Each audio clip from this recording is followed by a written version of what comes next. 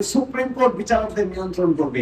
আইন মন্ত্রণালয়ের এখানে কোনো ভূমিকা থাকার কথা নয়, সরকারের কোনো ভূমিকা থাকার কথা নয়। সরকারের বিরুদ্ধে আদেশ হলে সরকার আপিল করবে। বিচারককে বলছি করবে কেন? বিচারককে পদোন্নতি দিবে না কেন? তার যদি পদোন্নতির সময় হয়ে থাকে তিনি পদোন্নতি পাবেন। তিনি যদি করাপ্ট না হন, আচরণবিধি ভঙ্গ না করেন, তাহলে তিনি আইন অনুযায়ী ফাংশন করবেন।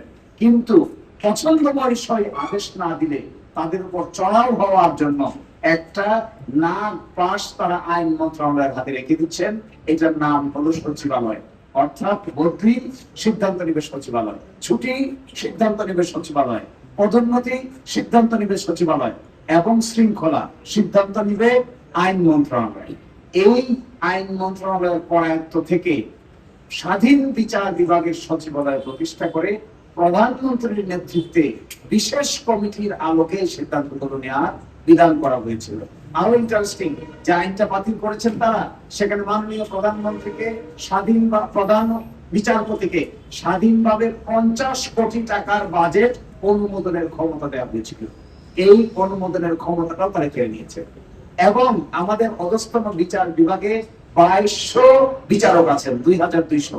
এই 2200-র মধ্যে প্রায় 2000 বিচারিক কাজে আছেন, বাকি 200 বিভিন্ন জায়গায় প্রেষণে আছেন।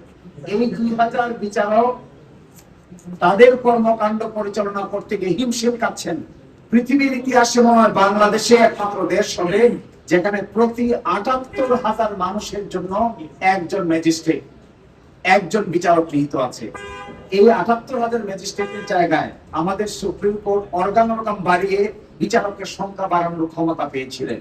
এই ক্ষমতাটা কেউ কেড়ে নেওয়া হয়েছে। অর্থাৎ এই ক্ষমতা এখন আইন মন্ত্রণালয় ইচ্ছা করলে নিয়োগ দিবে, ইচ্ছা করলে সংখ্যা বাড়াবে, ইচ্ছা করলে সংখ্যা কমাবে। সুপ্রিম কোর্টের প্রধান বিচারপতির বলার আর কোনো এখতিয়ার থাকলো না।